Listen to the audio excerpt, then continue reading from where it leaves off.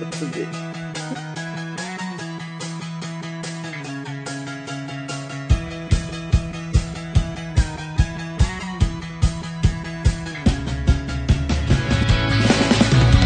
Welcome to BizChicks TV. We're here to help you take the hassle out of your hustle so you can build a profitable business that's fun to run. Here are your hosts. Thanks, Brittany. Hi, this is Carolina from BizChicks, and I'm here with my favorite BizChick, my partner, Miss Francine Gregory. She is the AI professor. So if you're looking for her, go on over there to Ask the AI Professor and check her out. But we are about to get started because it's all about the tech today. It's time for Tech Life Weekly. Fran, what you got for us today? Well, I am playing with a couple of things here. Okay. There's a lot of stuff going on. I always like to do something with Blacks in tech. Just wanting to, what is the word I want to use? Portray. And why is our stuff different? Hold on a minute. Okay. Our Should stuff we be is here? Yes, thank you. Okay, I don't know what. Okay, I was like, whoa, what happened? Maybe I touched something. You never know. That's okay. I was like, wait a minute. When the furniture doesn't gets look familiar. moved, am I in the right house? Okay. Yes, you are. Okay, so we're going to talk about a couple of profiles in tech history, in Blacks in tech history. John Henry Thompson. He expanded the interactive media technology. He created the Lingo programming language used in Adobe Director. And he's one of the most important multimedia platforms of the 1990s. His work powered interactive training programs, games, educational software, and early digital experiences, long before streaming and apps became normal. Thompson helped shape how people interacted with digital content. Then we're going to talk about Janet Emerson Bashan.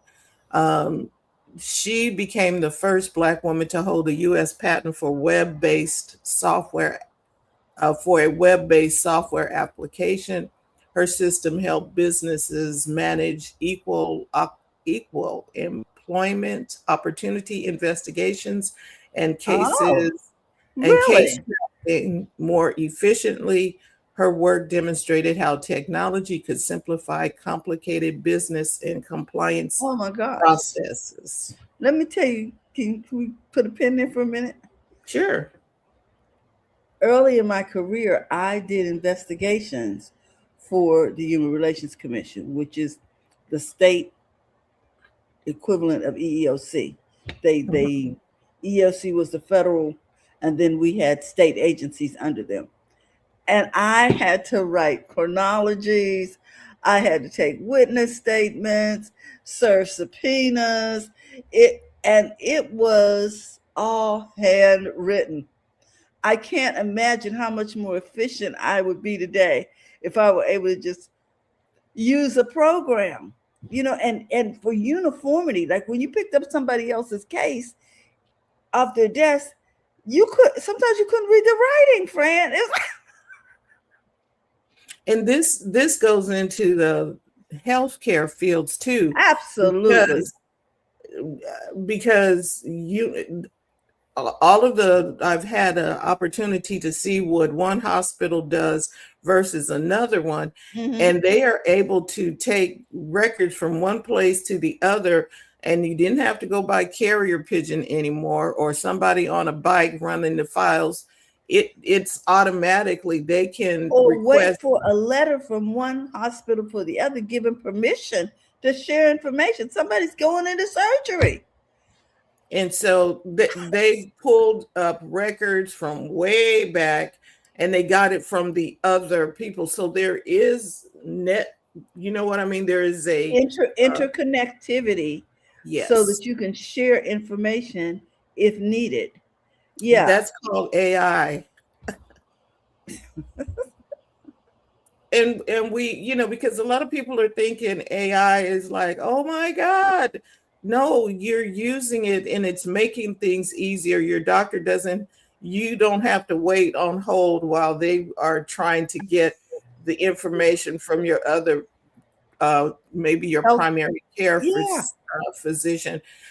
Because when there's an emergency, they take you to the nearest hospital. They're not exactly. taking you to, oh well, I'm over at this place. They're not doing that. They're taking you to the nearest place that you can get help, and then Yeah, they settle up later, but they still exactly. need the info from, if you are unconscious and your card says, oh, I'm a member of hospital A, they can now go into the system and pull your stuff from hospital A. Exactly. And you don't want to have them wait to try and get that. Well, we're not sharing that. Oh, really? Or, and before it was a chore to get information. We live in a communication age. This is a communication device. Yes, we can make phone calls on it, but it's much more than a phone call. Do you remember when it had to be faxed because it was Yes. confidential? Now you can send me a DocuSign and I can agree for you to share it. You know, And you don't even, and when you with the go HIPAA in, laws, I'm just saying with the HIPAA laws, if you've got an right, issue. right. And sometimes, look, HIPAA might need to take a minute if it's life and death. Yes. Somebody needs to just get in there. Well, we need to have somebody sign for this. No, what? Fix it. Mm-hmm. So, her work was very, very important and and sometimes we don't see all what goes into making our lives easier Exactly. or more productive or more safe or more anything, more Efficient, whatever word they want to use. right. So Janet Emerson Bashan, she did that with her Thank web-based you, software Janet. application. Okay, now this week in tech history, Woo. May 4th, 1979, Margaret Thatcher becomes the first female UK prime minister. Wow. Yes. And then we're probably wondering, what does that got to do with tech? Well, she took office and later became associated with major telecommunications and technology modernization efforts in Britain. Mm. Okay. Look at her. Somebody going, we don't hear any of the dudes doing it, but okay. Oh, so wait, Margaret Thatcher was a biz chick and a tech diva. Okay. Yes. And a politician. Mm-hmm. A leader. Yes, it's somebody had to, somebody has to take the lead in that, right? Mm-hmm.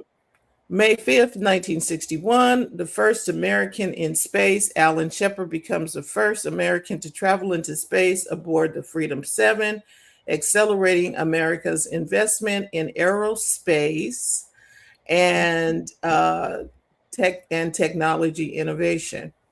May 7th, 1998, Apple introduces the iMac. Okay. Steve Jobs unveiled the original iMac, helping reshape consumer expectations around personal computing through design and simplicity. We like simplicity. Okay. Yes. Okay. Absolutely. May 8th, 1886, Coca-Cola sold for the first time. It was first sold in Atlanta, and the company would later become one of the world's strongest examples of data-driven marketing and global distribution systems.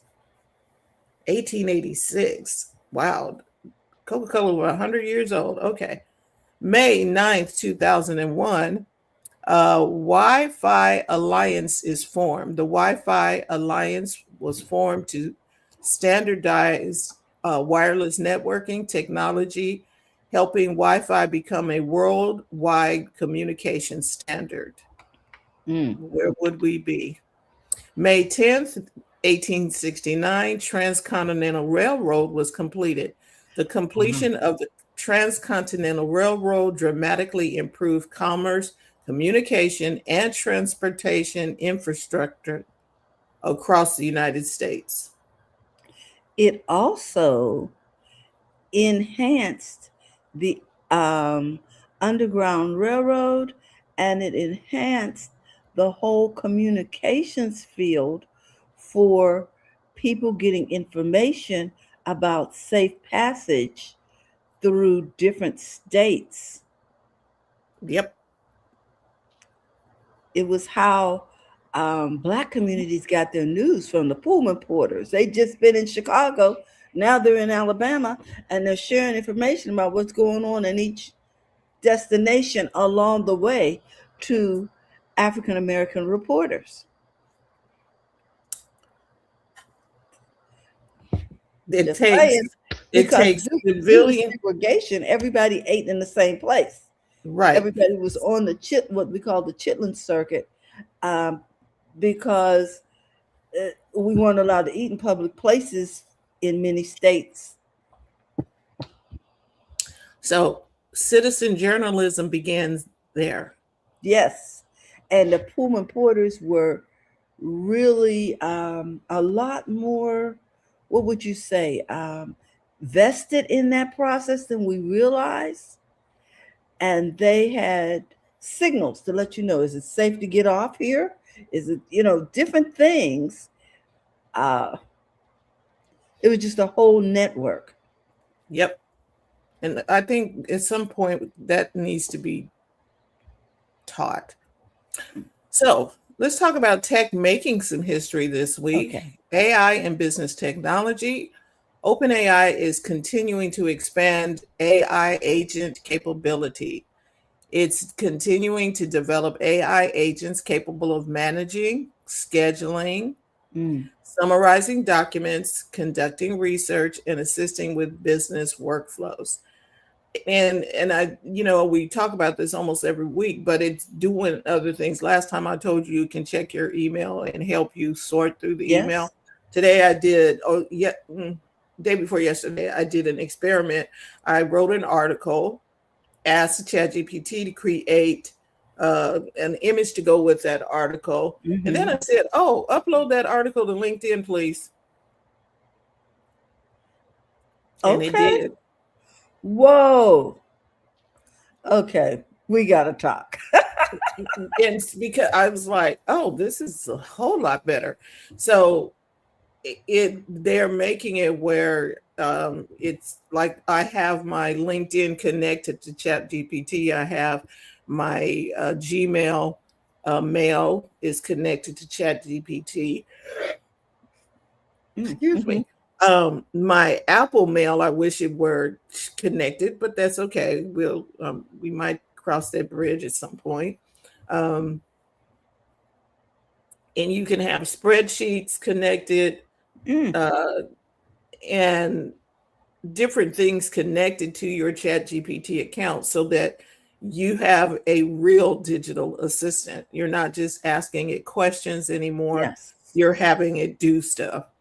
Now, I watched it just because I wanted to see what and it asked me, okay, I have everything ready. The picture's loaded. The content is loaded. Do you want me to go ahead and push post? I was like, yeah. I could have done it faster. But now that you know it works. It did. It's like when you're testing the lights after you put the light bulb in. Wait a minute, is this gonna work? So more entrepreneurs are treating AI like a digital staff member instead of just a chatbot. Yeah. Okay, Google pushes further into AI search. Google is continuing to integrate AI generated responses into search results, changing how consumers find businesses and information online. Okay. Microsoft deepens Copilot integration. Microsoft Copilot is expanding deeper into Word, Excel, Teams, and Outlook to help automate repetitive office tasks and improve productivity. What I was seeing, because my article that I posted on LinkedIn, and you can find it there, it was talking about building your tools, Okay. your toolkit, because you don't need to use everything that's out there, but you do need to use AI tools that's going to work for you. So you're setting it up. And so there's ChatGPT, there's Claude, there's Perplexity, and Copilot. Well, I understood Copilot is pretty native to Microsoft Word. So if you're doing stuff that is Word oriented, Copilot is already baked into that. It doesn't necessarily do what Claude and ChatGPT does. Oh. Because I'm not seeing, I don't have Copilot. I guess I should test it, but I don't think it generates images in the way ChatGPT would do. And I don't even know if Claude generates. Well, Claude does generate images, but I didn't like the ones that it generated, so there's that. But ChatGPT's image generation, they just upgraded it, so it is a lot better. And you get stuff like I'm writing an article today, and I was like, "Oh, this is nice." I was talking about how AI is like it needs to be personalized. Like you take a skillet. An iron skillet needs to be seasoned before you use it. And so I asked it to create me an image for that, and it did. And I was like, oh, this is really nice. Oh, I'm in the wrong account to show you that. Personal. Okay. So I thought, wow. And then I had another idea. Can I make a video with this? So I'm experimenting with that right now. But I really miss Sora. And did they move Sora over to ChatGPT? I look, Terry, I'm telling you, I was over there playing because one of the things that I was doing is, let me see, where was I? My writings, here it is. I wanted to do personalizing AI, and I said, I want to make a video with this, right? And Sora is no longer, it's over. Right. So, but when I went to 11 Labs, because I said, okay, I'm going to do the voiceover in 11 Labs, and then I want to put the video together. I want it to do, well, I dropped my, I just put the prompt in and said, create me a video. And I put the whole article in there, and it popped up with 4 dudes talking about AI and the thing that I wrote. And I said, what that's popped up? ChatGPT or no, 11 Labs? Sora, I was in 11 Labs, and I put the prompt in and said, give me a video on this subject. It popped up, and you could pick Sora as one of the providers. One of the not apps. Providers, one of the AI models. Okay. Sora is not doing its own standalone. Gotcha. Here's the app, but the software and everything is still there. The model is still there. And if I could show you what I did, yes, I would love to see that. Well, I deleted the ones that I let me see if I can recreate. Can you go to LinkedIn and show us? Is it showing? No, where is it at? No, hold on. Oh. Okay, I didn't know so you uploaded it to. I uploaded it to LinkedIn, but I won't. This is the art. This is what ChatGPT gave me for my visuals. And I should have kept what I did in 11 Labs, because I took my picture that I was sitting in a chair and I put the text in there. Y'all, do you guys want to play a little bit? Yeah. Yes. Okay, cool. So let me go to share my screen. Yeah. Here. Yeah. Good morning, TJ. Good morning. Good morning. And I want to share my screen. I'm going to see if I can do this the way I did it this morning. In the meantime, I have to do window. Okay, so this is the image that I created. I did an article. Why does it tell me nothing is selected? Oh. Can you all see this? Yes. Yeah. This is ChatGPT. Right. I Okay. was like, oh, this is all I said was give me an image to go with the article. I did not say anything else. And it came out with this. So the image 2.0 is a whole lot better than what it used to be. Everything is spelled right. There's no 3 fingers and some other stuff. And so this came about because we were in a workshop yesterday and the guy was like, people use AI and it all sounds the same and everybody's answer is the same. And I was like, that's because they never personalized it. And so I said, okay, AI needs to be personalized. And I did a whole article on it.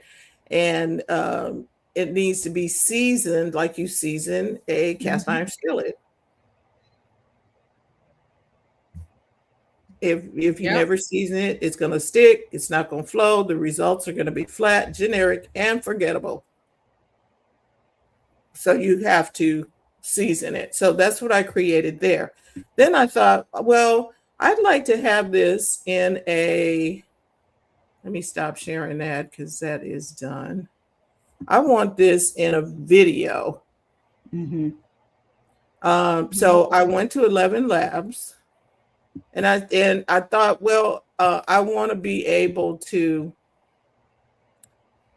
use my voice. And I was, there's like no, what is the word I want to say? There is no A, B, C, D to do. I'm like, can y'all give me some steps on how to create and do what I need to do? There's no formula. Yeah. No, there's a formula. It just wasn't clear what I wanted.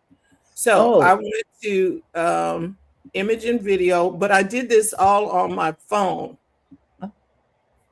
I was on my phone doing this. Because I'm like, I have this idea. If you're on a phone, you should be able to do whatever you want, right? Just like you were on a desktop. And I push mine to the limits sometimes, but whatever. So I went in here and I said, okay, I want a video. I want a video. I didn't say it. I want a video. And I couldn't figure out how to do what I wanted.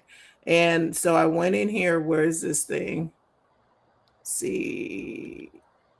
Oh, it tells you the different models you can pick. And so which model do I want? I want to use, I had picked some model or whatever because they give you so many credits for a model. And I just said, okay, just give me that one. Then I went and I said, okay, I need, creative. Where's my? Okay, you know you're not sharing your screen, right? Oh, I'm sorry. Share screen? Yeah, so we can follow you. Okay, yeah. Let me do this. Make it easier. Share, see what you're talking about. Go here, go share, because show and tell is always fun when you can see the screen. Yes, it is. Let me see which one of these. I think it's this one. Okay. So like I said, I didn't do that. I did this on my phone and it was easier. I changed the time of the video to 10 seconds. It was 16:9. Generate audio was off. I'm putting that back on because I wanted to put my own audio in there, but I couldn't figure out how to put it in there. So my start frame was going to be a photo that I had. And okay, so I want to go here and go like that. And I was shocked at what happened, and hopefully I can recreate what I did. Okay. And so I took a photo like that and I put it in there. So the photo is in there. It's loading. Now it says invalid video. Come on. Is it 9 by 16 or? No, I wanted a video start frame. And it's making me put a video. Oh, I know why it's invalid. You know why? For some kind of reason, I have to have the photos already on the images in. It has to be on my desktop. It cannot be coming from and that's weird. And I need to find out why that is behaving that way. Okay. And so sometimes when you run into a glitch, you need to figure out why there's a glitch. Yeah. And it's not because, and you would think that, oh, I can't do that. Well, that's not necessarily the case.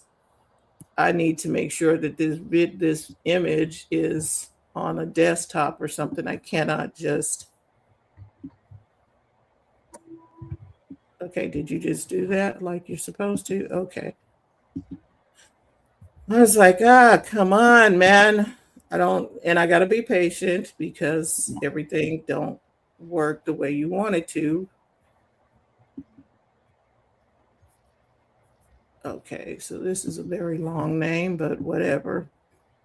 See, it put it in there now. Yeah. Now that it came from my device instead of my photo in the cloud. Yeah. Anyway, so describe. Use my image to create a video with this script. Let me see, it's going to do it. And now we've got to go back over to ChatGPT and get the script that I want to use. I just took a small snippet. Okay. Because that was the other thing. You can't use the whole script because it's not long enough. Correct. The video's not long enough. Is that right? Correct. The video was not long enough. And I put this in.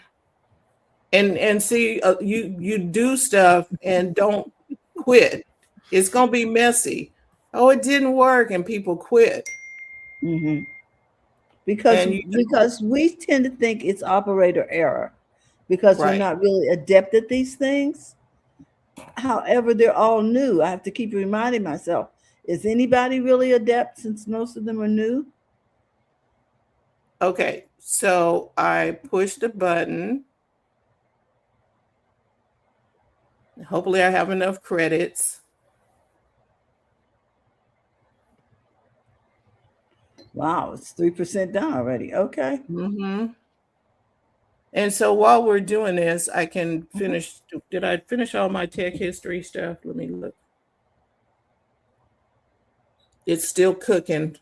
Well, I'm enjoying watching this woman season this pan over and over again, but she's seasoning it nonetheless. But doesn't it look real? Except for what was that she was doing with the wipe and then her fingers? Something. Okay. Well, she's being stupid. You're supposed to use something else besides your hand, right? Or either you don't season a hot pan, right? Seasoning a hot. Oh, it is hot. Look at that. I'm like, what is the heat for? So that one you would have to play around with the prompt, like tell them not to put it season, like the hand rubbing, like we don't. That's not human because we don't rub like that. Nope. Especially now on you do that, but not on a hot pan. You could do that, exactly. but not on a on a dry but the pan. thing about her rubbing her hand right there, rubbing her hands on the towel. Yeah, that's not natural. No, it's not a natural movement. No, and yes. So you would have to. You could take this video and then you would have to edit it and say, remove that part, or you would just tell it to change it. But it's gonna get to the point where all we had to do is say use natural human movement. Okay. That might work now. I've never tried. I never thought to add that. That makes sense. Yeah. Use natural human movement, because they have I forgot what it was where I was watching or something, and they were doing AI and they were having the robot make the moves, but they were training it on a dancer. Somebody was something about dancing, and they were training the robot on a dancer, like the dancer's movements. Like they have them wear a tech thing, or they have them wear something, and then they do the natural dance, because the robot can't do the movements. Yes, and so it's training the model. All of that is going into AI, so it's going to be like all we got to do is say make it look natural human movements, and right. And is that what you were talking about, where somebody is Meta is paying people to have their stuff watch, so having their keystrokes of their employees watch, so that that's part of the trend. Because see, it needs more, and when I say it, I mean the language models that AI uses. It needs more data. It's like it needs more and more and more. Right. And so, they Meta is like, okay, we'll use our employees' keystrokes. Right. Okay. And the because a lot of people are turned off. Yeah, a lot of employees are going like, no, but you're using you're actually, you're an asset of the company because you're an employee. So you really don't have much to say. If do you see this? Yes. It's finished. Okay. AI must be personalized. Using it straight out of the box is like cooking on a cast iron skillet that was never seasoned. Everything sticks, nothing flows right. The results are flat, generic, and forgettable. Stop using it casually, train it, refine it, season it, and watch how. Okay, but it was an image. It wasn't video. I know. And look at her. She's making gestures the whole time. I'm like, okay. And she's looking me in the eye like, you know what? That skillet ain't seasoned.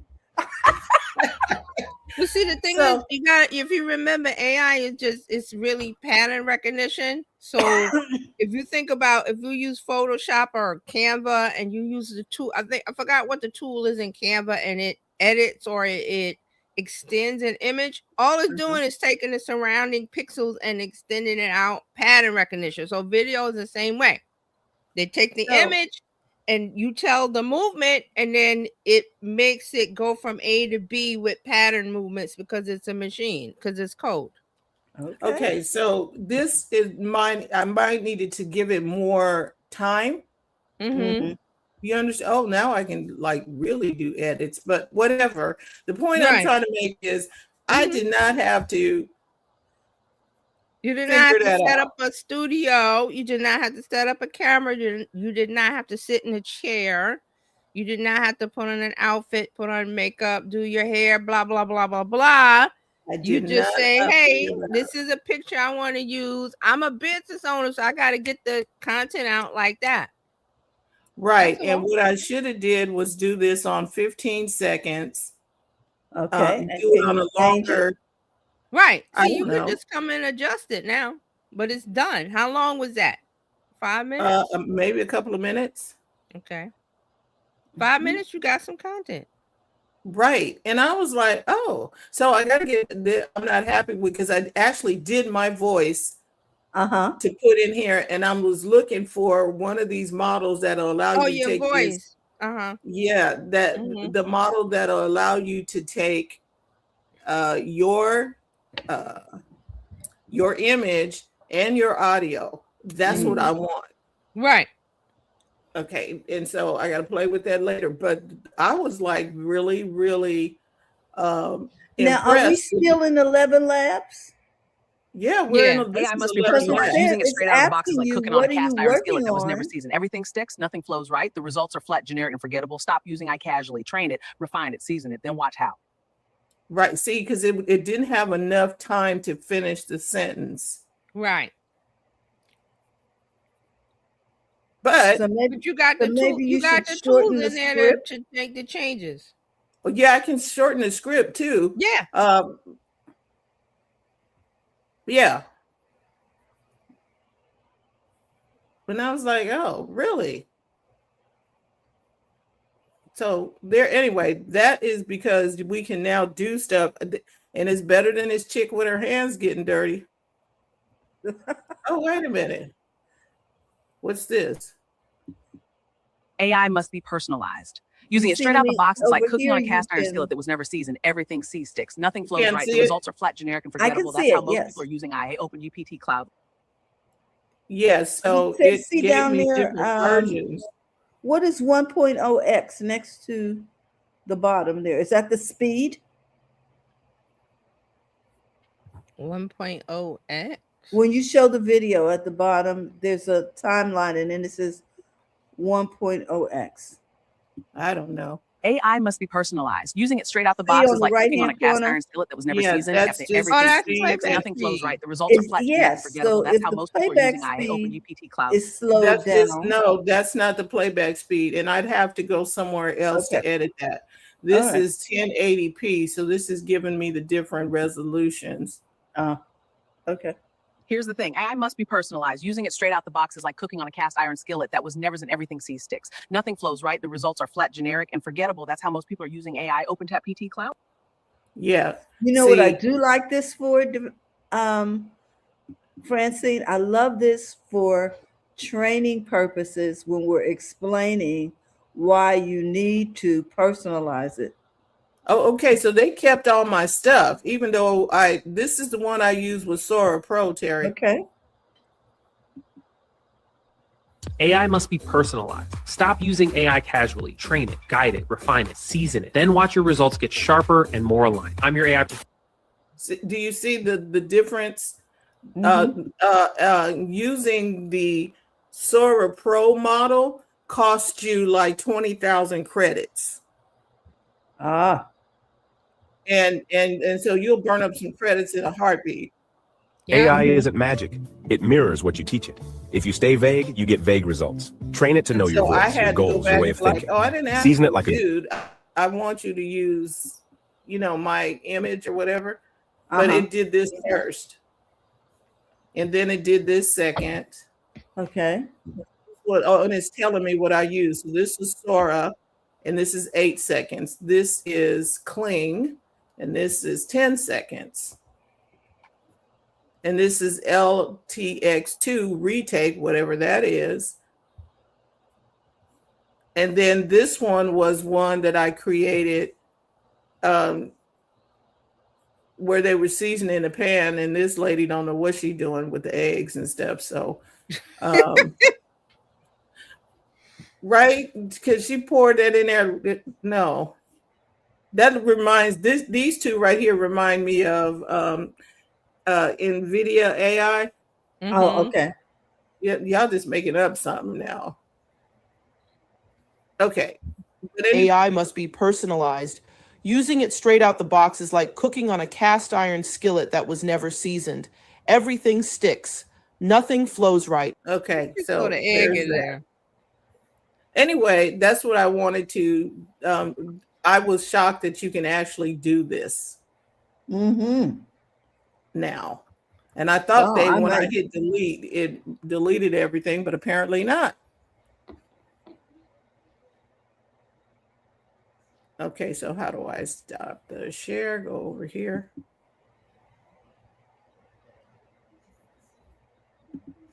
So just saying that AI is we before we couldn't do that. I'm in a chair. My image was in a chair. It was not. By the way, that image was AI too. Yes. I was like, okay. And I didn't think it was going to do what it did for the video. Now now my goal is I want my voice, my video together. Sync together. Makes sense. Yeah. That's what I'm playing with. Man. I love it. I'm in. And I do believe they're still used. And so just because Sora doesn't have the app anymore does not mean that they're not using the technology that they had, because Sora 2 Pro will burned up 20-something thousand credits for me to create that video with them 4 dudes. I was like, wait a minute. And I didn't want to, I was like, well, I don't want to burn up all my credits trying to figure out how to use this. How do I do this? And then I tried to find a YouTube video, and everybody's talking about how to do voice. I don't want to do voice. I want to know, how can I create a video with a voice? Voiceover, yeah. In an app. And using my voice, because my voice is already in the app. Okay. And you know, I know we talked about before, there are so many AI tools. There was a long list of tools there. You know, Kling and DeepSeek, and there's a bunch of them over there. But which one am I going to be able to use to give me what I want consistently? So fantastic. Well, TJ, I hope you didn't go away, because I really don't have anything to add today. Well, Terry, let me finish this up, because there was a little bit more. Okay. So consumer tech and everyday AI. Smart glasses continue advancing. Technology companies continue to develop AI-powered smart glasses that combine cameras, live translation, voice assistance, and real-time information overlay. There is something called password-free security, which is expanding. So passkeys and biometric authentication are continuing to replace traditional passwords, making logins faster and more secure. So what they're doing is they are using, whether or not you use your thumb, you tap something on your computer, or biometrics, and so that you don't have to put all them passwords in all of it. Right. And then finally, AI meeting assistants become more common. So people nowadays are using tools like Voice Notes or Noti or Otter AI or whatever to summarize meetings, capture notes, create action items, and organize projects automatically. There is somebody who had two or three companies where you can wear something on a lanyard and it's recording all day long. So you can, I need to do da-da-da, and you're recording your thoughts. I just drank 40 ounces of water, whatever it is, you're capturing your life. However, for the rest of us, if we're in earshot of that device, it's capturing us too. Wow. So my suggestion to people is, please realize you may be recording all the time. You never know who's got a device recording, because Terry, you showed us that one that was a Ring. Yes, I was shocked. A Ring? I'm like, where do you get enough data to, store that? Where are you storing all that stuff? But anyway, I guess it's just like everything else. It goes to the computer. Yes. Everyday businesses are using AI more for customer communication, scheduling, marketing, organization, and content creating without needing large tech teams. Wow. Yep. Yeah. So just be aware. I've said it before. Smile. You are on camera. Now you need to be aware that you may be being recorded. And what if somebody picks up something in the background? You know what I mean? And you guys are having a conversation behind them. And they're just standing as you say, at the water cooler. And they got your whole conversation. They walked away. They were talking about Susie. Susie, listen to this. Really? Well, and that's what I'm saying, because they do it now, whereas if the FBI or the police or somebody, see if there's anybody who was taking pictures, and they may take the picture and you might be in the background of the picture, or you took the picture and caught something in the background. Just like when they come to ask about your Ring doorbell. You know, what time was your doorbell working last night? Can we see your video? Yep.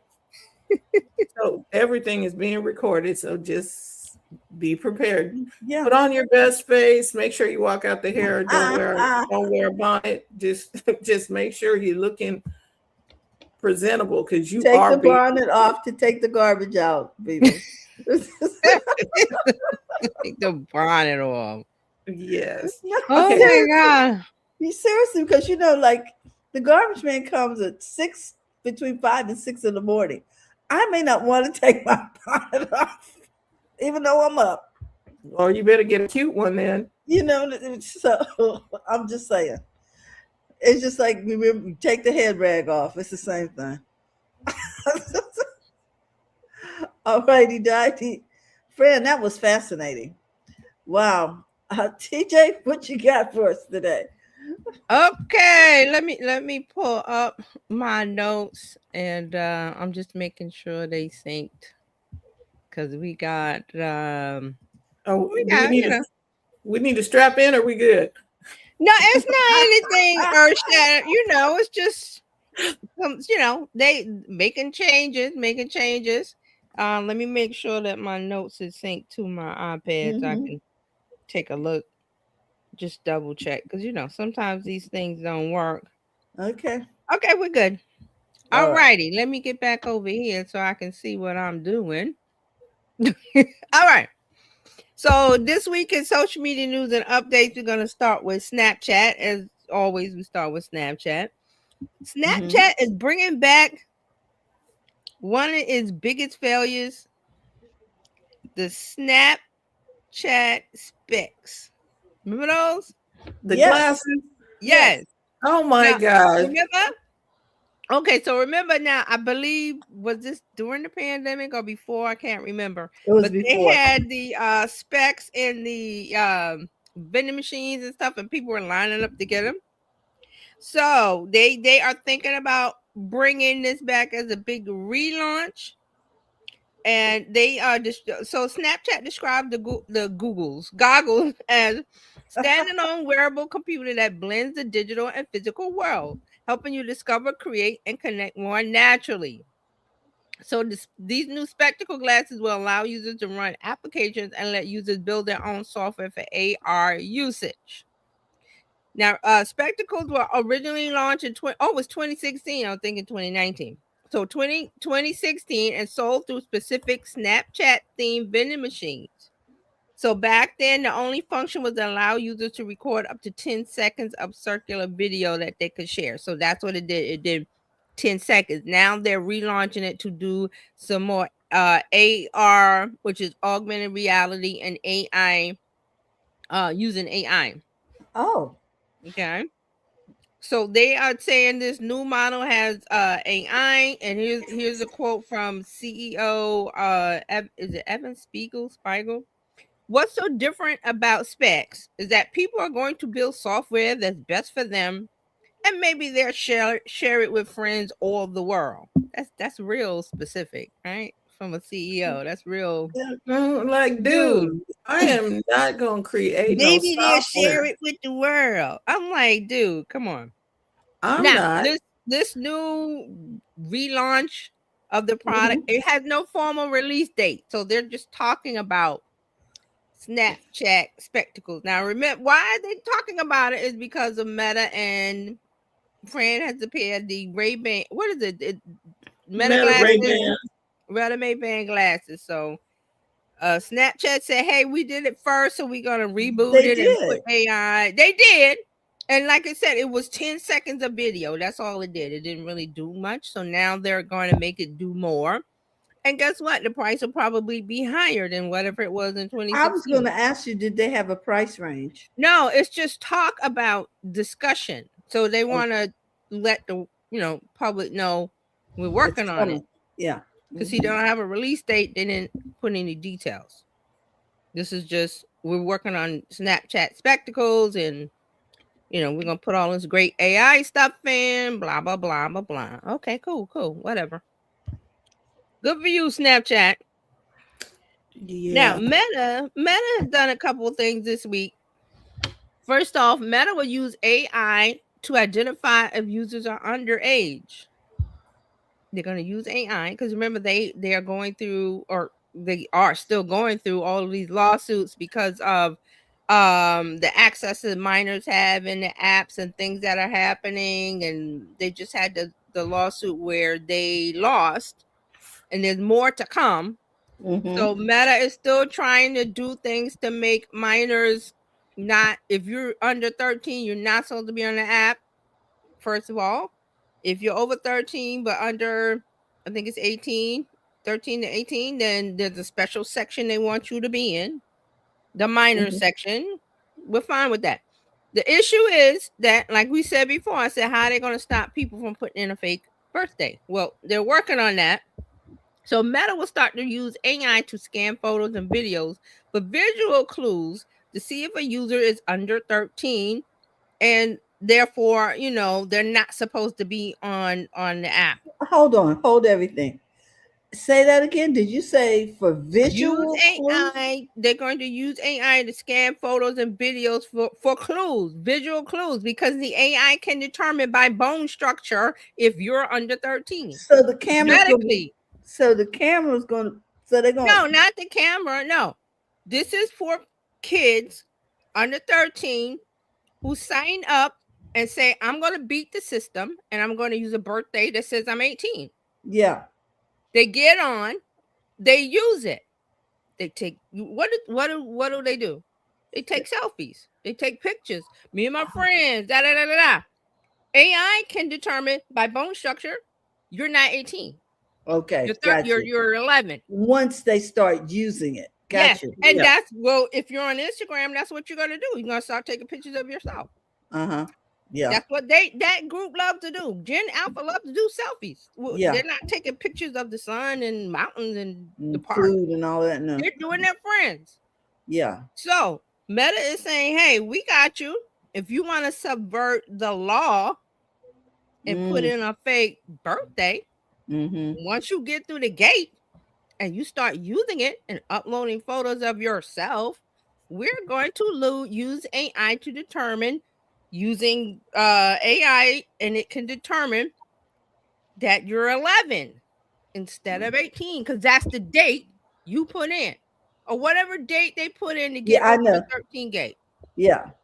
So this is what Meta is doing, because Meta is like, listen, we put this gate here. You're not supposed to come through.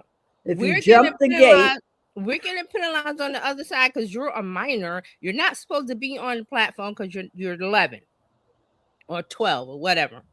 But kids are resourceful. That's what they're doing because they want to get on Instagram.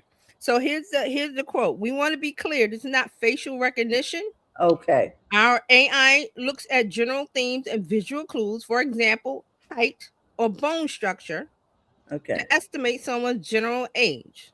It does not identify the specific person in the image. So they're just using science and medical stuff and general this to saying, hey, that image of a female who, is taking a picture, whatever, they're supposed to be 18. They don't look 18 facially or body structure. And the thing is, kids are taking pictures of themselves, full body pictures. True. And they're at different places because they're like, I got through the gate. Yeah. Yeah. And said I was 18. But I'm not. I'm 10, 9. What a 9-year-old does not look like an 18-year-old, and AI can determine that because we have all of the medical facts and scientific facts and all of the information that goes into AI and says, hey, determining weight, height, bone structure, skeletal, skin, whatever, this person It's not 18. Gotcha. So once they discovered that, that's when they're gonna kick them off. You know, they deactivate your account because you are physically, by your bone structure, your skeletal system, they can measure the height. If you took a full body picture, AI can measure the height, determine the depth, determine the this. Well, you know, with all the space mapping and everything else. Yeah. Well, not even it's not identifying the person. It's no, I'm talking about the body. structure, right? The width, you know what I'm saying? They're looking at the body.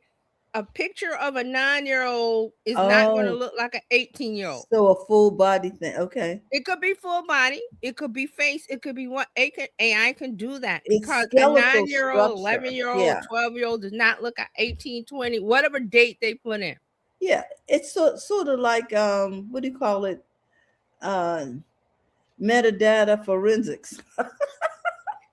But they're using information that's in a medical book somewhere. Yes. Of how a child looks. Development. 9. Yeah. Development versus an 18-year-old. And what would their bone structure. So AI is not identifying the person. It's taking the information that's already available. If a person wanted to look it up, they would have to go get a medical book.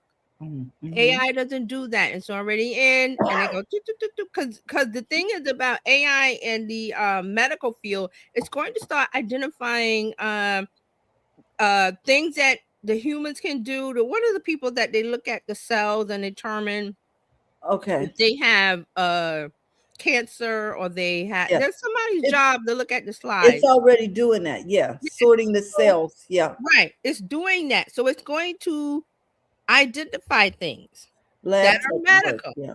Not the person is this and that, and not the person, just the bone structure of this is supposed to be an 18-year-old female. But they're taking pictures, pictures, they're 9. In the picture, they're 9. You can't take a picture of yourself as a 9-year-old and make it look like an 18-year-old. It's physically impossible. So Meta is trying to figure out, and I said that Meta need to figure out how to keep them from putting in the fake birthday. So they're trying. This is one of many things. So Meta is using the system as an effort to keep kids under 13 off the platforms. So they're going to analyze it for contextual clues such as birthday celebrations or mentions of school grades. The company looks for these signals across different formats such as posts, comments, bio, captions, and more. Meta plans to expand this technology to more parts of the app, including Instagram Live and Facebook Group and Facebook. So once they get this set up the way they want, they're going to use it in all the Meta platforms where an age gate is there because Meta is being sued. Rightly so. But they're doing things themselves. And Meta is taking a hit for all of the platforms. The social media. They're taking a hit because they're coming after Meta, and everybody else is like, "Ooh, we need to fix our stuff before they come over here." And Meta is saying, "Well, why are you coming after us? We got a gate. We got a gate of an age gate that says you must be 13 to enter this gate."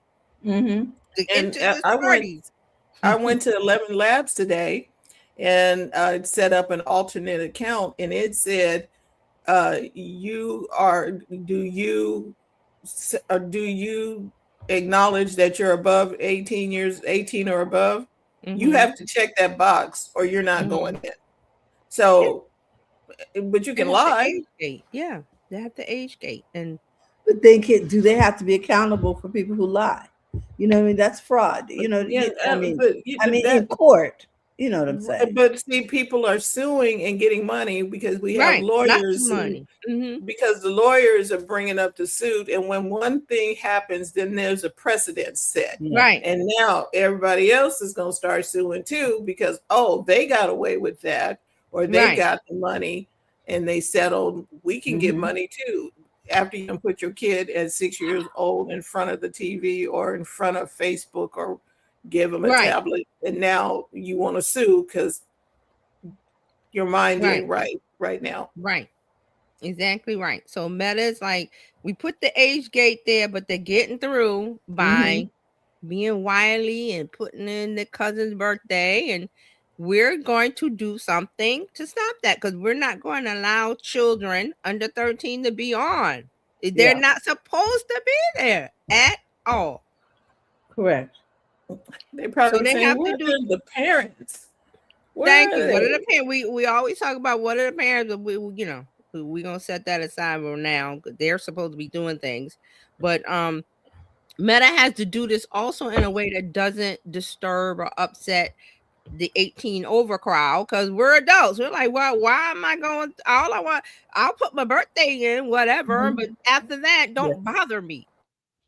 So Meta's like, we got to do something to where we are going to protect ourselves legally, but also keep the under 13s off, because you're not supposed to be here at all, and you're sneaking under the gate. You got a hole in the fence, and you found the hole in the fence, and you want to go to the whatever concert, Chris Brown, whoever, and you found the hole in the fence, and instead of paying at the gate, you found this hole. Everybody going through the hole, and we're like, you're not supposed to do that.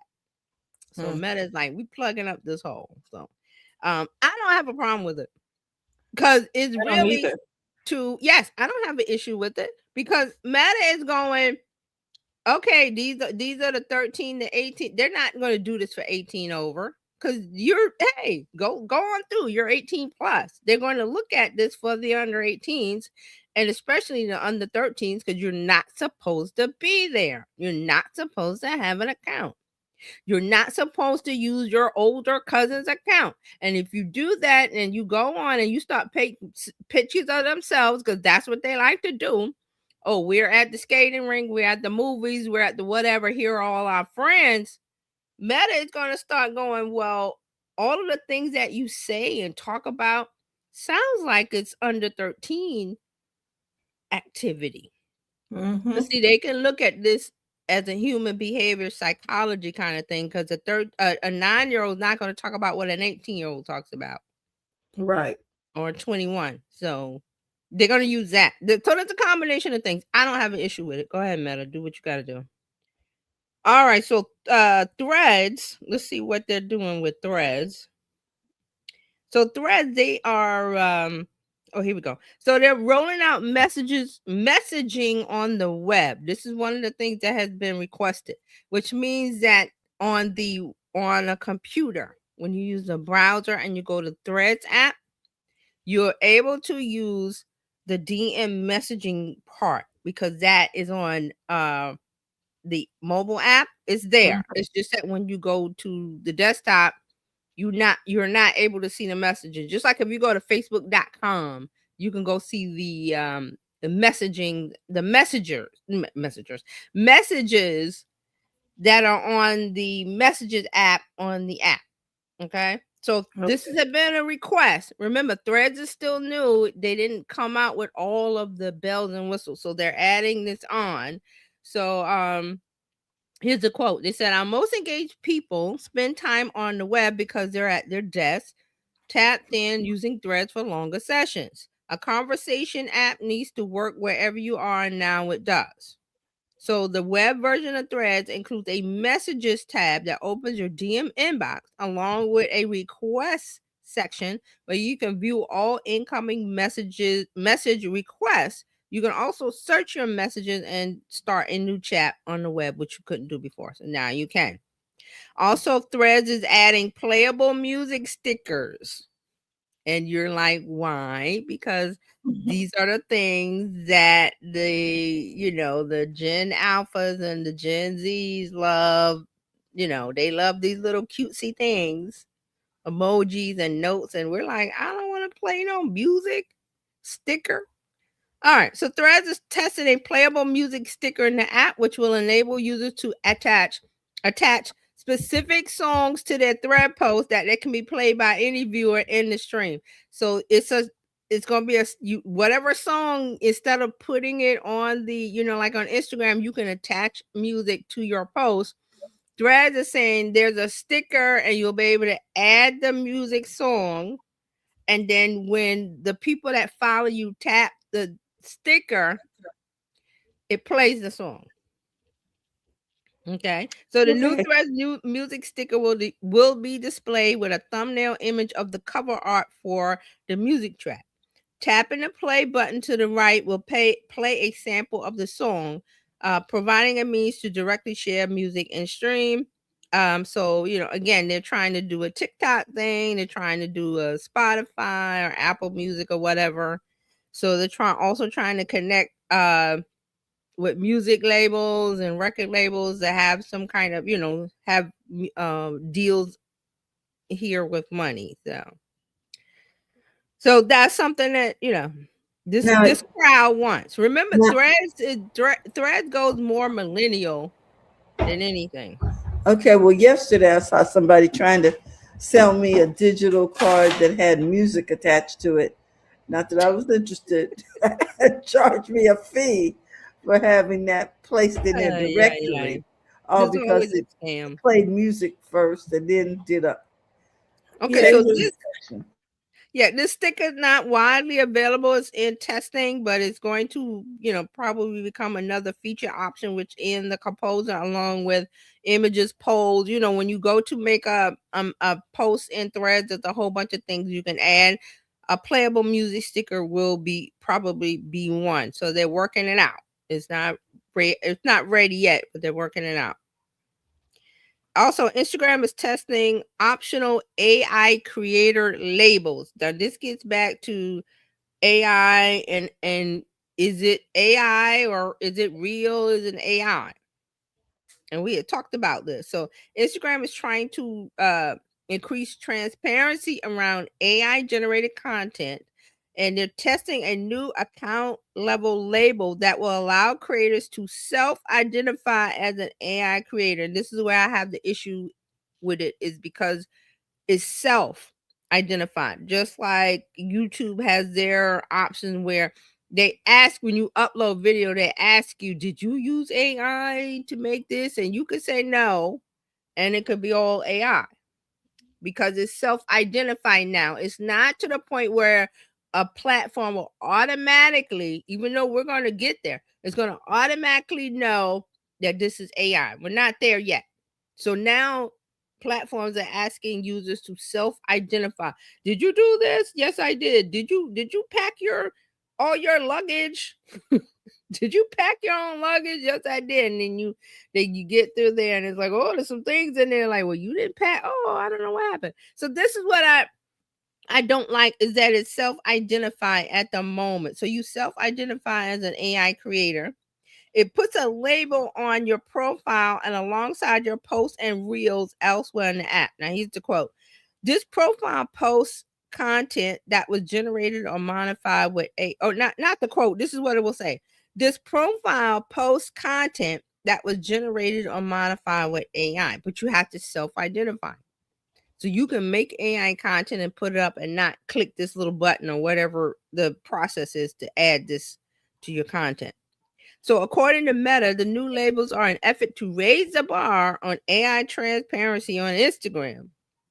And so the language in the new label is more explicit than Meta's AI info badges, which indicate that a given post may have been created or edited with an AI tool. Because the AI creator, the new label, AI creator labels are entirely optional. So Meta is asking creators who frequently post AI content to use the feature. Here's the quote. This label builds trust by helping your audience understand what they're seeing on Instagram. And of course, if I'm one of these, I do faceless content or I'm doing something to where I don't really care about that, I'm not going to self-identify because I know, well, that's going to put me somewhere where I'm not going to get a lot of engagement, or I don't, I really want to fool people with AI. So I'm not going to self-identify by clicking this little button. But Meta is saying, oh, we encourage the users to click this little button and say, I'm not going to do that. If I'm making AI content, I'm going to go like, well, I don't want nobody to know because I'm trying to fool somebody. So I'm not going to self-identify. So that's the part I don't like. I want them to get to the point where it's an automatic label and they're not there yet. So as soon as you upload something to the platforms,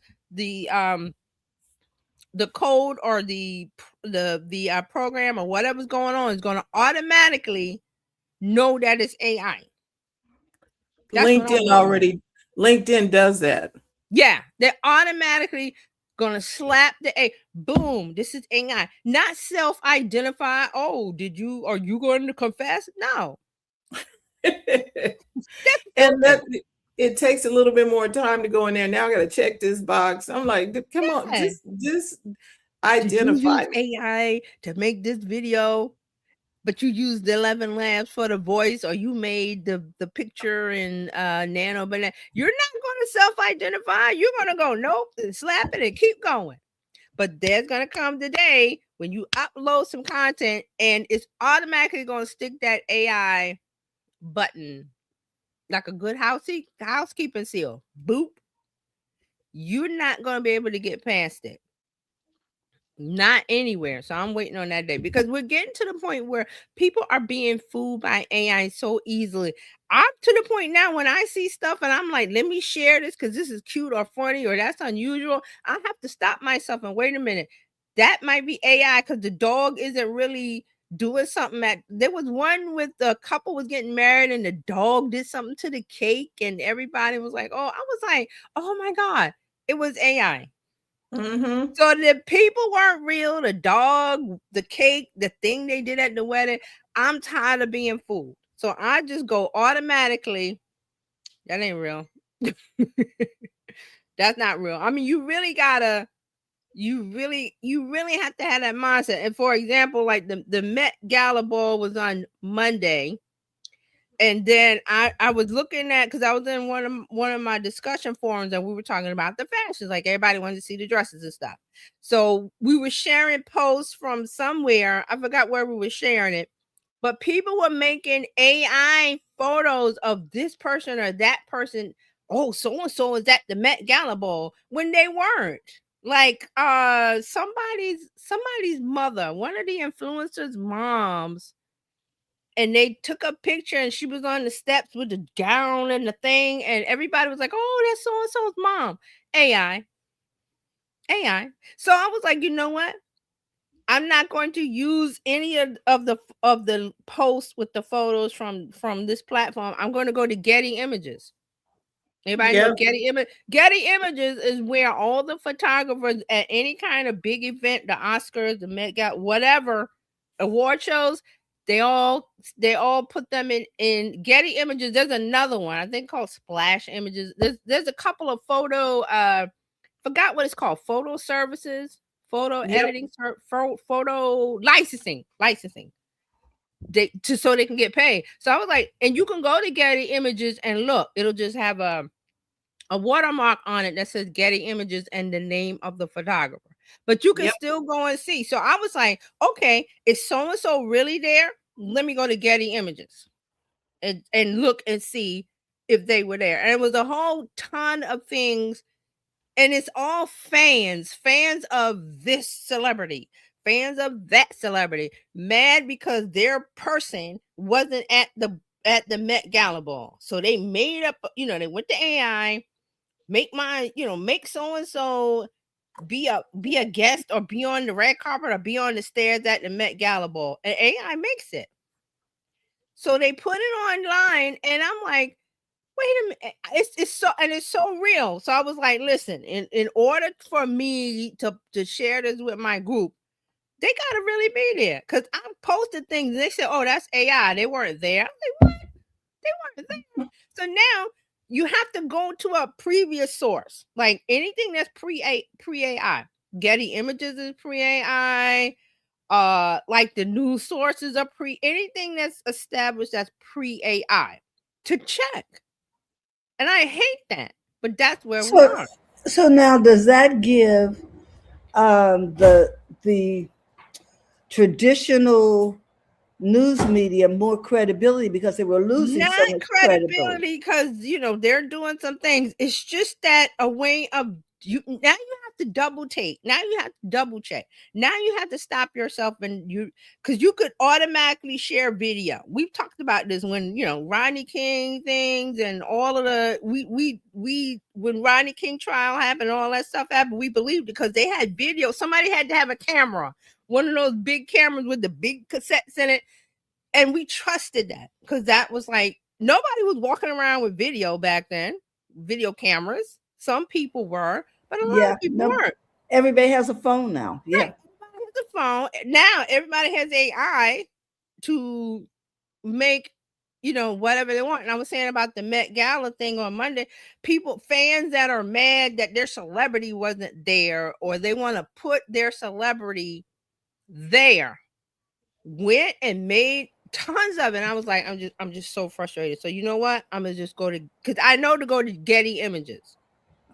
Or you could go to one of the other photo licensing places and you can search and see, you can search and see because a photographer with a real camera is there. Somebody actually there instead of it being AI. It's just one of the things that I'm like, I'm just real tired of. So Meta is trying to do something, but I'm not going to give them any credit because they really need to make it automatic. It's just really crazy. And tying into that, the last one is Spotify. Spotify is taking on this, thing that we're talking about being verified. So now they have an official verified by Spotify badge that will distinguish human artists from the AI artists because there's AI music on Spotify. So they're making a badge, which is a light green check mark next to the artist's name, is determined by automatic filtering system based on the profile's engagement history and listener activity, its compliance with Spotify policies and authenticity markers found on and off the platform. Spotify's system will look for live concert dates, merchandise, and linked social media accounts, for example. They will also use human reviewers to verify profiles, behaving in good faith based initially on the platform's most searched artists. The company says the policy will continue to evolve with the music industry, including considerations for human artists who use AI to create music. They're also beta testing expanded artist information that is like when you look at a product and it has nutrition facts or it has more information about the product. So they're going to do that on Spotify. It's going to have more context about an artist's history and the authenticity. Artists will also be given greater control over what appears on the profile. So Spotify is making this badge. I talked about this a long time ago about there was something that was going to be a good housekeeping seal, and we're kind of moving to that. So, Meta's going to have a badge. They're doing their thing. YouTube, Google. So now Spotify, because you've got to push remember back. You talking about that. Yeah, I said it was going to be something. I thought it was got to be a clearinghouse. Yeah. Yeah. I thought it was going to be the government, but you can see what's going on with the government. They ain't doing it. So it's coming. It's coming privately from user demand. Getting back to what I was saying about me being frustrated about not being able to trust what you see online. So it's coming from us. Consumers are demanding that if it's AI, it must be clearly marked AI. And this comes about Spotify because people are putting up music with AI artists. We talked about a couple. There was a black woman that wrote some songs and had the artist and everything, and it was on the top of them. But it had to be. You have to identify it as AI. It can't be presented as being human. So Spotify is trying to combat that because there's pushback, and people don't want this because we're being fooled. Don't fool us. Clearly market as AI. If it's good, like the lady that I was talking about that had the songs, she had a good song. It was good. She was the songwriter. Do you remember that? I forgot her name. Yeah, she wrote the music. She wrote the lyrics and everything. Yeah. And just created an AI to sing it. Okay. Right. But it was a good song. It sounded good. But clearly label, this is AI. I have no problem with it. Please. I don't either. Clearly label. Because people are getting fooled, scammed, confused. It's not going to work. So these platforms have to do it. They have to do it, and it can't be self-identified. Like, oh, I officer, you caught me. I was speeding. I was going 80 and a 55. No, nobody does that. They go, what, me? I wasn't doing nothing.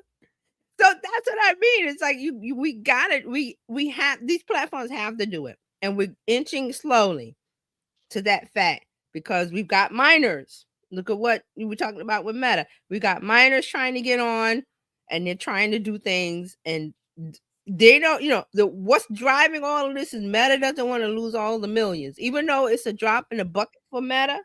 That I think they got 35 million from the Meta, one of the Meta lawsuits. That's a drop in the bucket for Meta, but still they don't want to lose money. So they're working on all these things. So we're moving to this place where there's going to be a stamp, a badge of this is AI, and people are going to be like, okay, I'm happy about it. Please label everything as AI. Because you can't rely on people who aren't tech savvy to recognize that this is AI, this is not AI. And it was fooling me. The Met Gala pictures were fooling me.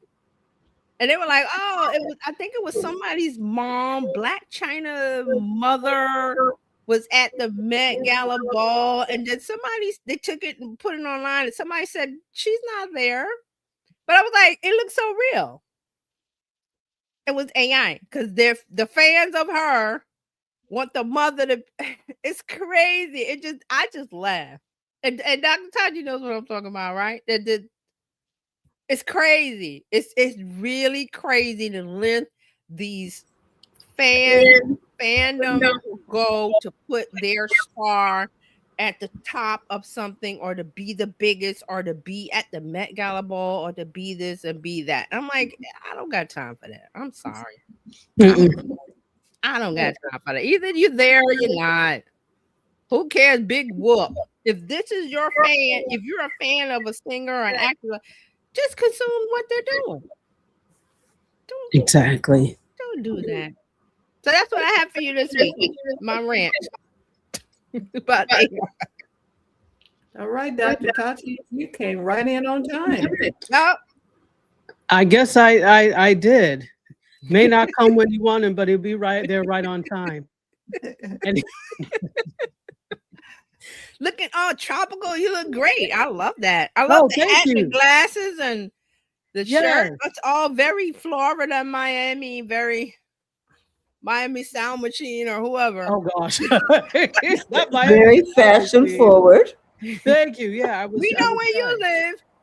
Yeah, can you tell? So I was trying to do, and I don't usually like do this kind of. I love it. I love the look. Yeah. So I said, oh, I have this shirt. Let me pop it on today. It's got parrots and stuff on it. So yeah, I love it. Thank you. So, and then the pink faux glasses. So very cute. And there's pink in your shirt, so that's why I did it. Picks it up. No, it's very, very, very chic. Very. Gracias. Pop a color, as they say in South Florida. Gracias. Yes. So, well, good to see you all. How is everyone? Good. We're good. We're good. Yes. Just ranting about AI. Wow. And so you brought up the Met Gala, which is interesting. Did anybody watch any of the Met Gala? They had Vogue had a live stream. I watched it. I watched some of it. Oh, okay. So I'm wondering your thoughts on it because there are so many video think pieces on this. I'm wondering your thoughts. I know. Well, I can tell you what I'm thinking, and there's the argument, rightly so, about the Bezos not the owner being one of the major sponsors of it. People were thinking he was a co-chair. It wasn't a co-chair, it was a major sponsor, which means he puts the money in it because money runs these shows. They cannot do them for free. And the whole reason for the Met Gala Ball is for charity. Yeah. For charity. So these are one of the things, but people, you say Jeff Bezos and people go mad. You say Amazon and people go mad. I'm like, yeah, whatever. Either watch it or don't. So also the co-chairs, Nicole Kidman, his wife, what is her name? Lauren Sanchez, and Beyonce, which she had not been there in 10 years. So that Right. kind of brings the interest. I watched it because I wanted to see what the fashions are. I'm like, I'm not a follower of fashion, but I want to see what culturally everybody's going to be talking about online. And I want to see what Beyonce wore and what this person wore and what that person wore, because of the theme of the gala. It's supposed to be creative art and creative, and you're supposed to wear something that's, you know, creative.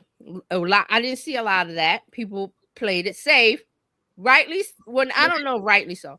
Some of them don't want to be talked about, so they will wear a safe dress.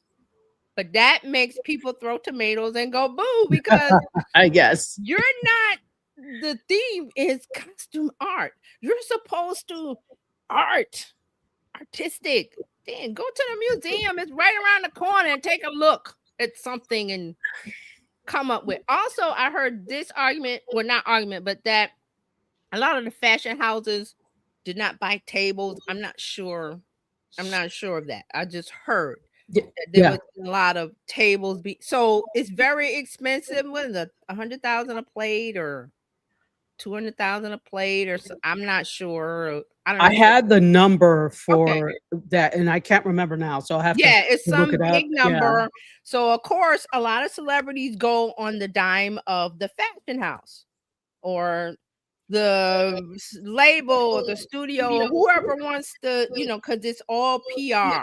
This is a PR event. It's a charity event.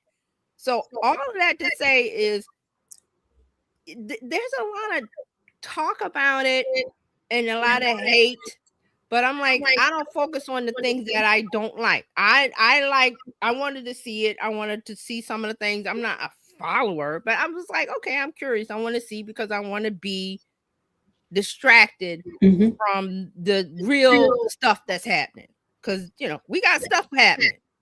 Absolutely. And what about, sorry, go ahead. And you want to be distracted. It's either watch the Met Gala and see the people or whatever, or watch the news and be depressed. So I'm like, I choose to watch that. But some people take it seriously. Like you said, the think pieces. EJ had something to say. Magic Johnson's son has something to say. And this person has something to say. Blakely Thornton, I didn't see what he says. I like watching him on Instagram. But I'm just like, it's just, okay, just take it lightly. It's just fashion. There's other things going on. So interesting. What about you, Terralina? What were your thoughts? Let me unmute myself. Okay, I unmute myself. Yeah, I like it because I like looking at the fashions. And sometimes they were just so over the top that I'm like, oh, what's that about? Some of them I couldn't even figure out what they were trying to convey.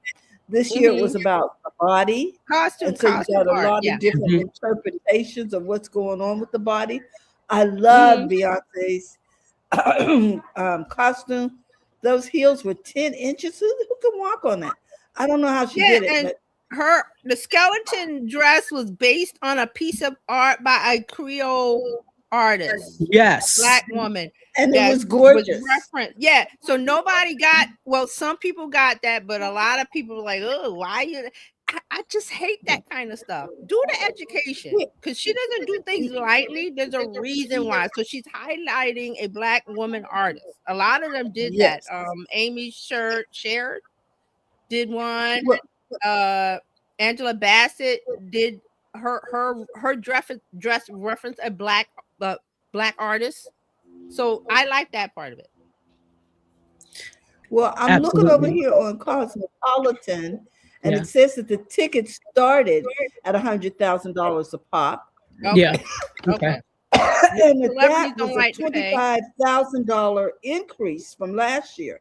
So if you wanted to buy an entire table, it could set you back $350,000, but a ton of perks they say come with the tickets, like you get a look at the museum exhibit early, big deal, cocktails, dinner, and access to the most exclusive party of the year. I don't know how they did anything in that party, because those dresses, I don't even know how they sat down in some of them. Well, a lot of them changed. They change out. I'm saying they got to, because there's no way But they changed once they got in. Because it took 6 people just to carry the dress. Right. You know, so they do a lot of these for the picture on the carpet. Yes. And then they go upstairs and they change. Okay. Thank you. They definitely change. There's no way Heidi Klum could have stayed in that all night. Really? Did you see that? I wondered how her skin could breathe. Extra. You know what though? She loves Halloween, and every year she tries to outdo herself with. She's known for her outrageous Halloween costumes and the prosthetic makeup and all of that. So this was right up her alley. So she actually became the sculpture. But my thing was like, and I think it was great, but I also like, well, is that kind of cheating because this is what you do? Right. You've done it before. Right. So you say she sort of cheated. Yeah, that's kind of cheating. This is what you do anyway. So it follows you just right up her alley. It's right up her alley. Just real quick, one person that I think that always that doesn't play it safe and plays and leans into the theme was Madonna. Like hers was very. What is that? And then she had people carrying it. It's very, she leans into the artistic so well. So it might not have looked great to people, whatever. She leans into the, I'm going to pick artistically. I'm not going to be the same. I love that about Madonna. She's not going to be the same. That's what I love.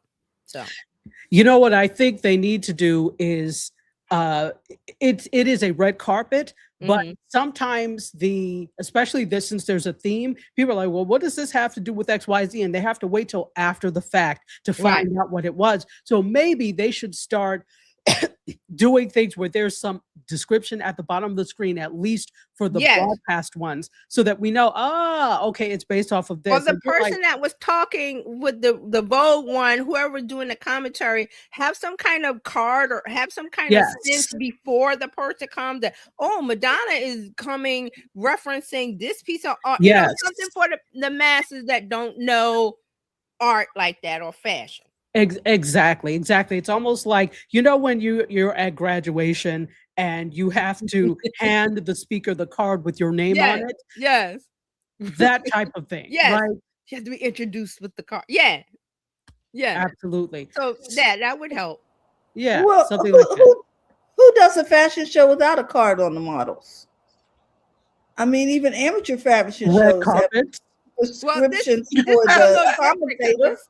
It's the celebrities doing it, and so and it's a red carpet. Generally, they ask on the red carpet, "Who are you wearing?" Yeah, and they say, "I'm wearing XYZ." So they typically don't know what the person is going to wear. Right. So this should be at least ahead of time, at least the day of. Their team is required to get them the description of that type of thing, so it can be popped up on the screen, and it's already a go quick thing.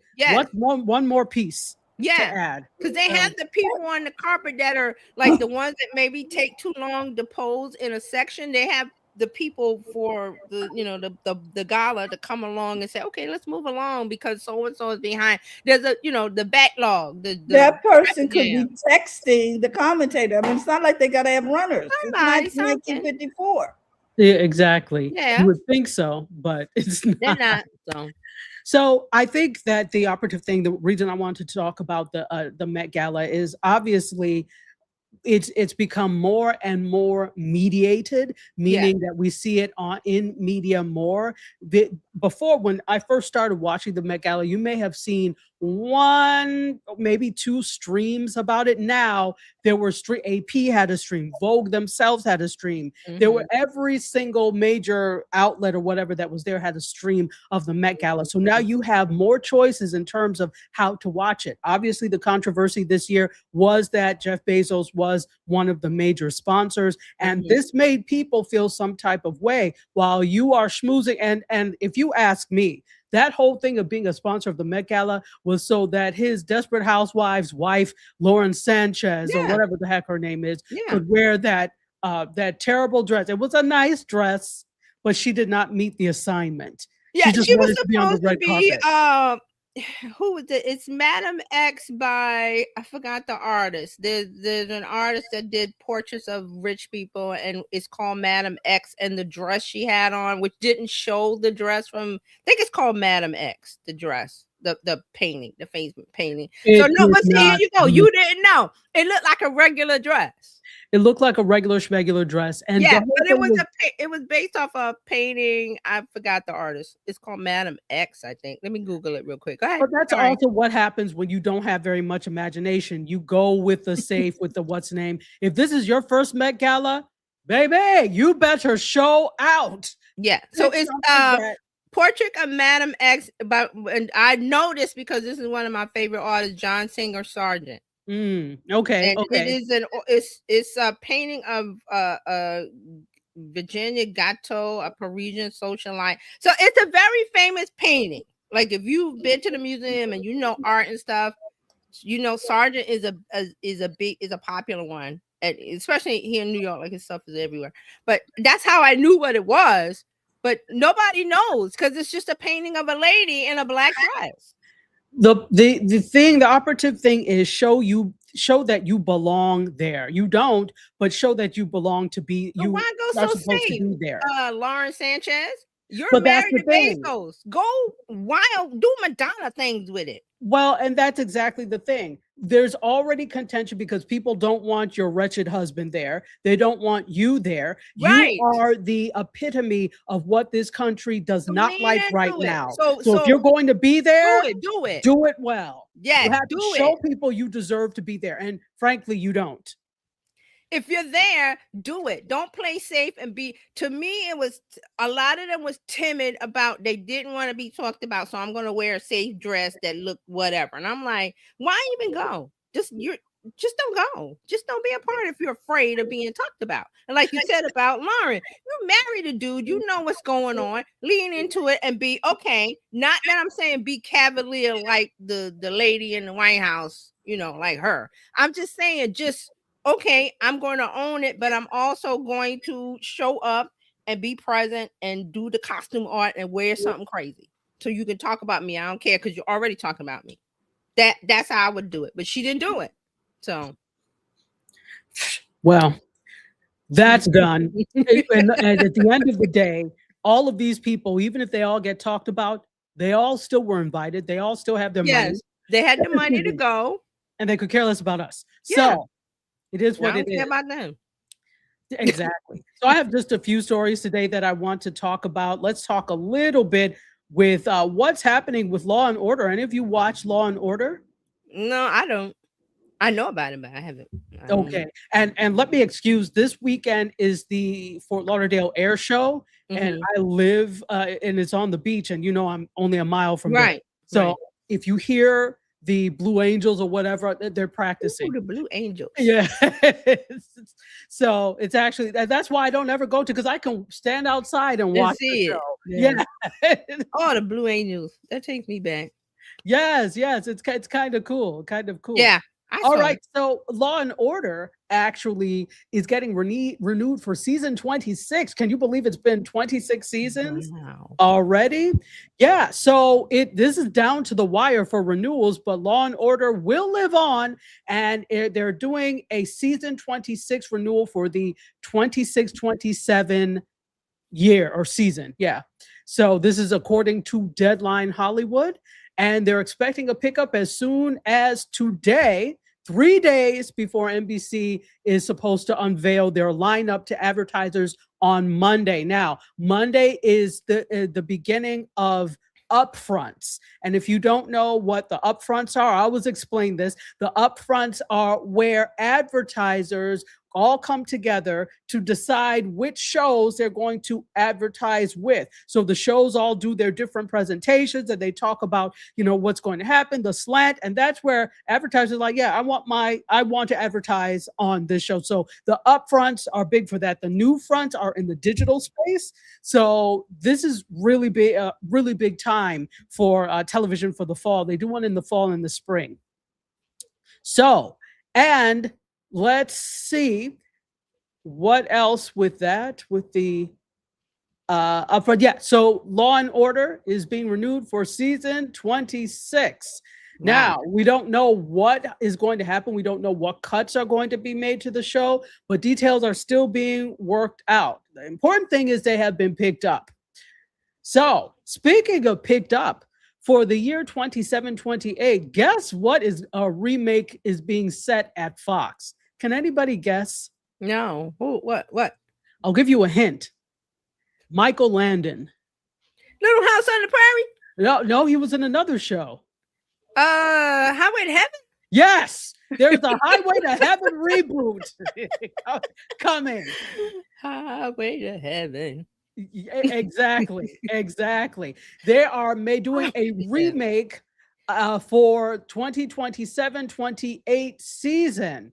So the showrunner is going to be Jason Katims, and it will be a new take on the show from the 1980s Michael Landon drama. So I am interested to know what you all think about about that. So first of all, before I get to your comments, we know Michael Landon starred in the original series as a probationary angel who was sent to Earth to earn his wings by helping people in need. So Katims, who is going to be the showrunner, says, "I'm excited by the challenge of putting a contemporary lens on this classic tale. The idea of telling a very grounded human story about an angel feels immediately emotional to me and fun. I love going outside of my comfort zone to tell a tale about someone trying to do better as an angel than he did as a man." So this is the second series that Fox has greenlit for the 27-28 season. They've also ordered Stewie,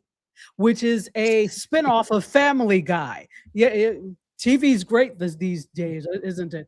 So they also, Cindy Landon is Michael Landon's wife, his widow, and says Highway to Heaven has always been about connection, compassion, and the idea that small acts can have a big ripple effect and make a lasting difference.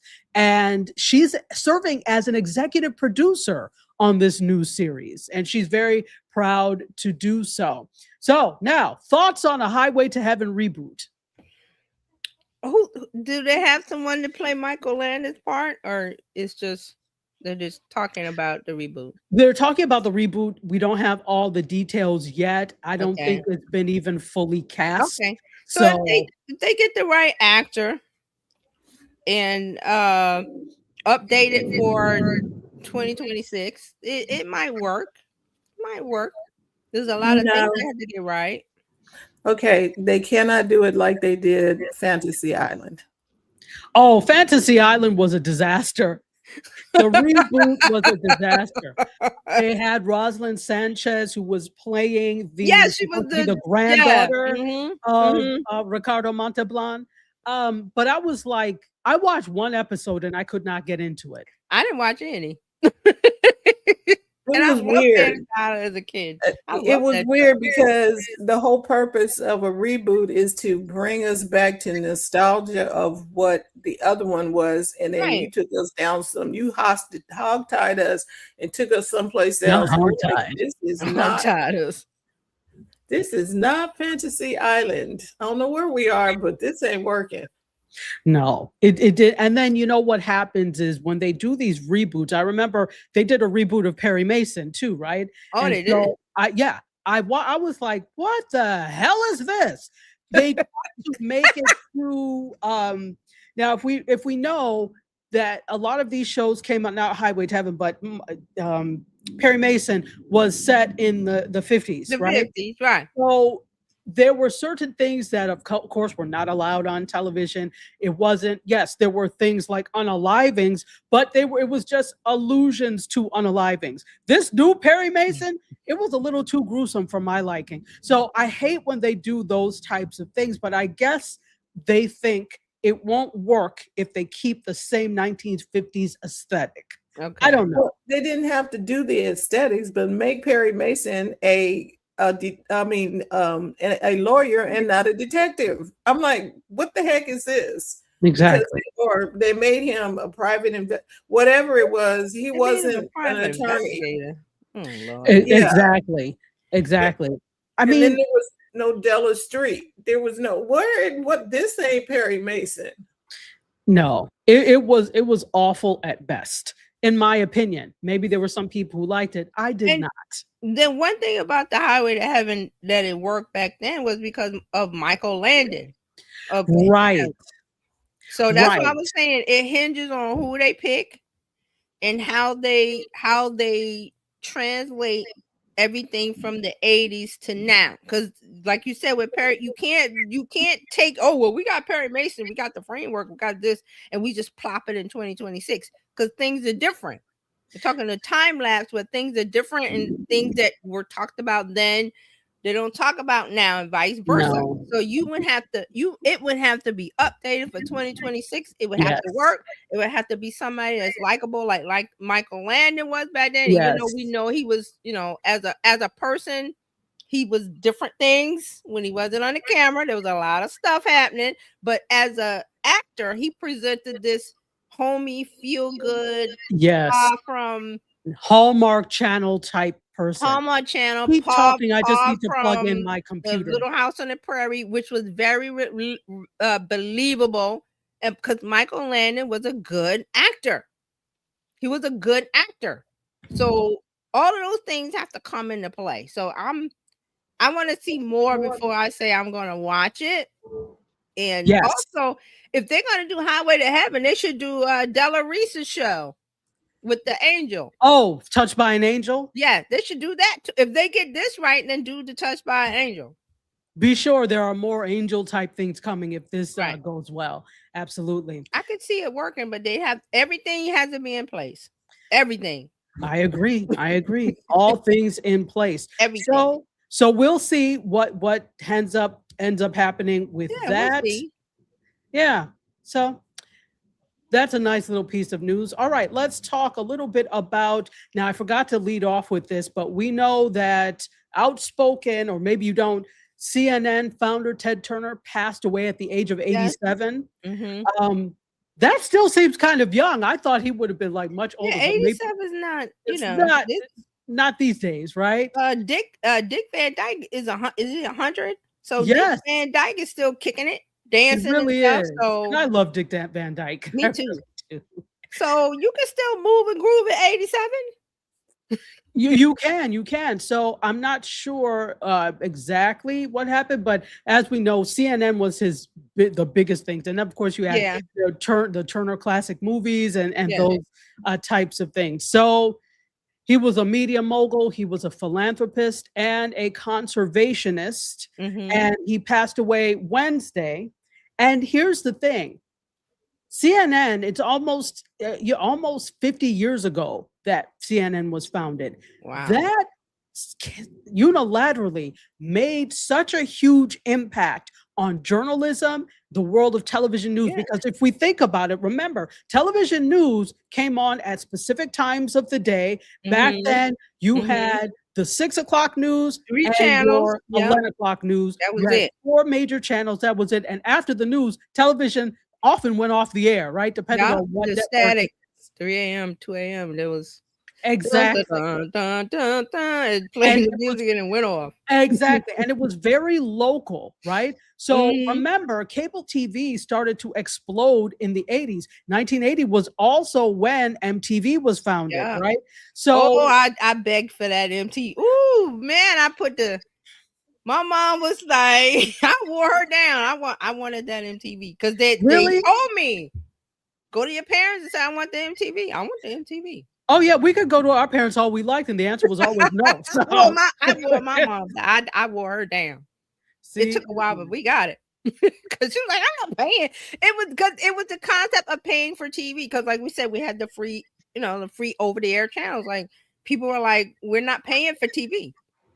Exactly, and there was a lot more on network television back then too, but the thing is, cable gave you the choices of different things that you could not see over the air because you were paying for it, like 24 hours of music, like a 24-hour news network. This was unheard of. Was big, that everybody wanted that HBO home box office. HBO was big, that you could get full-length movies without the interruption of commercials. So this is all what cable made available in the 1980s. And so when it came to news, for the first time, you're able to get not just local news and not just national news, international news.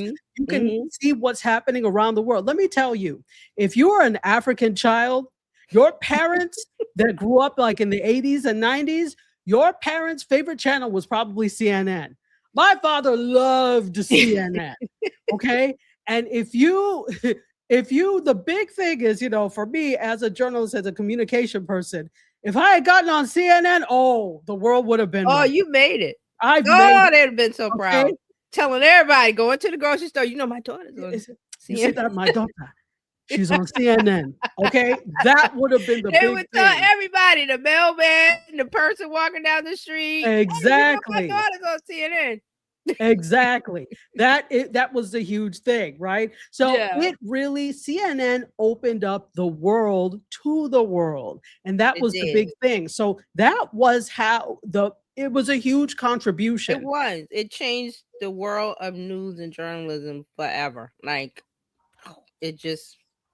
Absolutely. It turned. So, and can I say something? Absolutely. I'm sorry, but I thought he had passed already. I didn't know that. You know, this is the thing. I hadn't been keeping up with what Ted Turner was doing, so I had no clue what was up. Yeah. So, I was like, oh, really? Again, he had. Well, I know that in 2018 he was diagnosed with Lewy body dementia, and which is a progressive neurological disorder. So that's probably why. Because you know, he all but disappeared. So not that he was out front, but it was like we hadn't heard his name in the news. No. That's why I thought, and I saw that online. And everybody was like, "Oh, I thought he had already passed," and I was like, "Well, sorry to this man, but you know." You said sorry to this man. So in addition to CNN, the cable news network, he had CNN International. His empire also grew to the Cartoon Network. Yeah, that's the same cohort, to TNT, and then Turner Classic Movies. And then he actually used the money from that to become one of America's most extensive landowners. And he dedicated his final years to preserving natural habitats, saving endangered species, and then reducing nuclear weapons, according to AP. And he was surrounded by his family when he passed. I forgot about this. He married Jane Fonda in 1991 before being named Time Magazine's Man of the Year. I don't remember that. I did not remember that he was married to Jane Fonda. I do. I remember that. I also remember that when they called him crazy for wanting to do the CNN in the first place. Everybody thought he was like nuts. Like, well, they called MTV people crazy too. Yeah, they did. Who's gonna watch 24? And see, this is when people are calling such ideas crazy. This is when you know those are the visionaries. Exactly, they're visionaries. They're scared of competition. But now, you know, obviously, you've got MSNBC. I don't really count Fox News, but Fox News is there. You've got so many 24-hour cable news networks. If you go to the section, if you still have cable, where it all has news, or for me that I have Sling or whatever, there are so many 24-hour. The news cycle is now 24 hours. He definitely changed. He created an industry. TV news. He definitely created that, but I do remember that people were calling him crazy for wanting to do it. Like, it was the craziest idea ever. Exactly. He's on his mind and saying nuts. It's like, no, he knows what he's doing. So here we are 50-something years later. So, well, he's like, I'll be insane all the way to the bank. And he was. Yeah, so Steve Jobs too, and other people. It doesn't make them great people. It makes them visionaries as far as moving society along where we need to go forward in communications. He's changed communications forever. Exactly. So Exactly. Rest well, Ted Turner. Rest well to Ted Turner. Thank you. And I had, yes, thank you for your contributions. Yeah, giving us the news. Exactly. And I have one more piece of news for you. Now, I don't know if you remember that we talked about that Saturday Night Live has a UK version. Do you remember that? Yeah, I saw it on YouTube. I didn't watch it, but I saw this clips there. So what's going on with it? Well, they've been renewed for season 2 from Sky. Good for them. So the executive producer is still Lorne Michaels, like it is for the original Saturday Night Live. And he says, I'm incredibly proud of our team and the show. It keeps getting better every week. So they'll be back for an extended second season. They said that just yesterday. The first 5 season hosts have included Ami Lou Wood. I don't know if she says Amy or Ami, but Lou Wood, Nicola Coughlan, and Tina Fey. Yes. Jamie Dornan, Riz Ahmad, and Jake Whitehall. Hannah Waddingham will host this coming Saturday's episode before they wrap up the first season. So they've ordered 12 episodes of the UK incarnation of Saturday Night Live for season 2, and they will start airing in September and run until early 2027. Cool. Yeah. Good for them. Good for them. Absolutely. Absolutely. And you know what? Here's the thing. How Saturday Night Live, the American version, is one of the longest running television shows. And so I'm thinking they needed some fresh, not only did they want to take the franchise someplace else, but they needed something fresh humor, etc. If you ask me, and I'm only talking or speaking for me, Saturday Night Live is a bit tired. It is. They've been on for a long time. The thing that keeps them afloat, if you ask me, is the musical guests, right? And the guest hosts. Those are the things that keep them afloat, because that's such and such is hosting Saturday Night Live, or such and such is going to be on Saturday Night Live. That's what you watch it to see. Yeah, you watch it to see the artist or actor or comedian, whoever is hosting, and then you watch it for the music guests. That's what's keeping it afloat. Because it's certainly not for the tired humor. And there are some. Go ahead. Go ahead. And because there's nothing else on TV. Yeah, that's true. I was like, what? Okay. I catch the clips the next day. When I wake up Sunday, I'm like, because I'll go to YouTube and it'll be there. So it is not funny when the lead off is always something to do politically. I'm like, and but they just give them so much material. Right. Yeah, and historically, that's what they have leaned into. I always remember Chevy Chase doing I think he was Gerald Ford. Gerald Ford used to fall down all the time, and Chevy Chase would do the fall. So they've always like leaned into the political stuff. But you're right, it's all like that with the opening. But the guy that plays Trump is really funny. He makes me laugh. So it has its moment. He does it really well. He has the mannerism and the thing, and then they have the little makeup thing they put on, the little thing on his neck, and he's going on about. I remember Seth Meyers was like, he's getting tired of, because he has had to keep doing. Yeah, they get tired of doing the impressions of so. Or not even the impressions, just the same content over and over and over again. He was like, okay. Right, and Seth Meyers did the the update. What is it called? Yeah, Weekend Update Anchor. Weekend Update, right? And so that requires that you know the news and that you're up on the news. And yeah, you're making a parody out of it, but it's still tiring to hear all of these things over and over in the news cycle, even if you are doing a parody of some of it. So yeah. And you have to, I guess when he first did that situation at the White House, way back, way back, he didn't know he was going to be stuck in this loop. Exactly. Well, it pays well, so keep on keeping on, sir. And that's what I have for you today. Well, thank you. Well, we want to say thank you for Dr. Tachi for bringing that in. Did you know LL Cool J is getting his new show on NCIS? Yes. Really? Yes. Okay. I saw that. Yeah. I was that's like, another link to the game. Yes. Okay, because I like NCIS has been on for a minute too. I don't think they got to 26 yet. I think they're at 24, 25. I don't know. That's a good question. Like, and then they got rid of Director Vance. I was like, no. It's been on for it's 23 seasons. This season included. Yeah. Wow. So Director Vance is no longer. Yes, they did get rid of Director Vance. I saw when he did an interview when they were talking about that.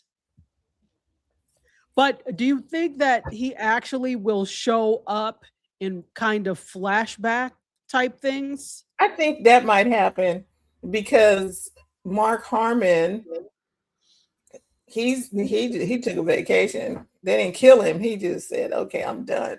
Went to Alaska. We don't know where he's at. I think they might do that. Bring him in for,